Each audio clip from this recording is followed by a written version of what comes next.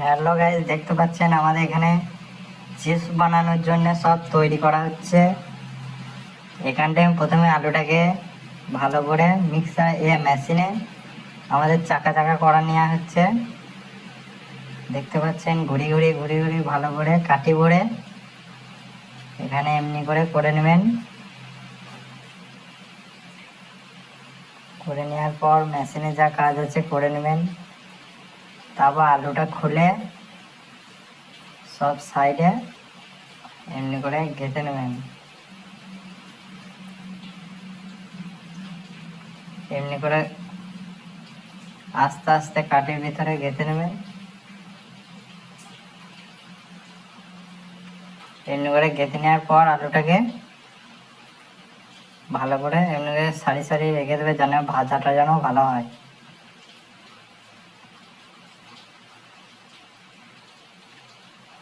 এমনি করে রাখার পর আপনারা একটা রং আছে, ওই রঙের উপরে এখানে ডুবিয়ে দেবে। এইখানে আলুটাকে ভালো করে ভিজতে রাখা হবে কিছুক্ষণের জন্য মন্দের রঙে।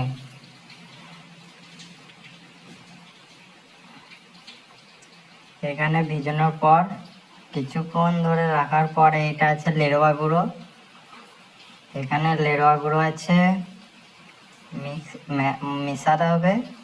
আর এখানে আছে বেসন, অ্যারারুট আর এমনি যা লঙ্কা গুঁড়ো এসব দেওয়া আছে। তারপর এখানে ভাজা হচ্ছে, আমাদের ভালো করে ভেজে নিতে হবে। ভাজার পর আস্তে আস্তে তুলতে হবে যাতে না ভেঙে যায়। এমনি করে আস্তে আস্তে তুলে নেবেন যাতে না ভেঙে যায়। আর সুন্দর করে ভাজবেন লাল লাল করে। এমনি করে ভেজে নেবেন।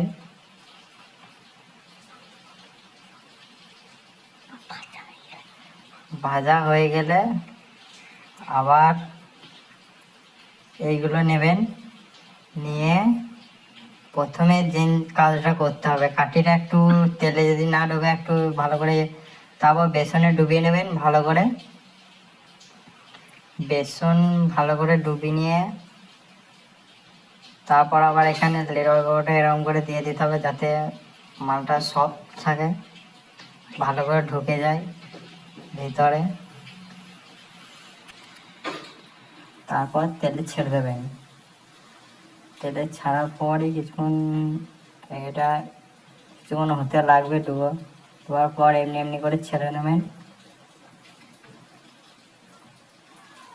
এটা দেখুন ভালো ভালো করে সরিয়ে সরিয়ে কাজটা করতে হবে। এরকম করে ডুবিয়ে নেবেন ভালো করে। বেসন আর অ্যারোটটা দিয়ে ভালো করে মোটা করে গুলতে হবে, তাহলে লেরোয়া গুঁড়োটা ভালো করে ধরবে। তারপর আস্তে আস্তে আস্তে এটাকে মাখিয়ে নেবেন।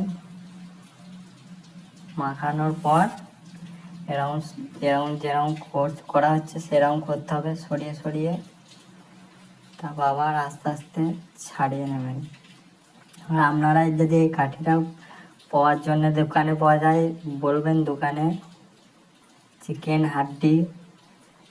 হাড্ডি করার কাঠি 20 টাকা প্যাকেট পাওয়া যায় বাজারে, নিয়ে এসে এরকম কাঠি ডুবিয়ে করবেন, তাহলে ভালো করে সব হবে। এরকম ভালো করে নেড়ে সব ভালো করে রাখবেন। ভালো করে ভেজে মজবুত করে রাখবেন, ভালো করে ভাজতে হবে, তাহলেই খেতে ভালো লাগবে।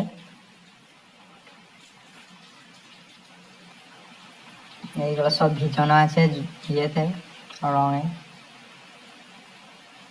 ভালো করে ভেজে রাখা হয়েছে দেখুন। আর এখানে তৈরি করা হয়েছে বিট নুন সস দিয়ে তৈরি করা হয়েছে।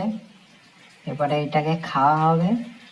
এটা তৈরি করা হচ্ছে, দেখুন ভালো করে কী করে তৈরি করা হচ্ছে।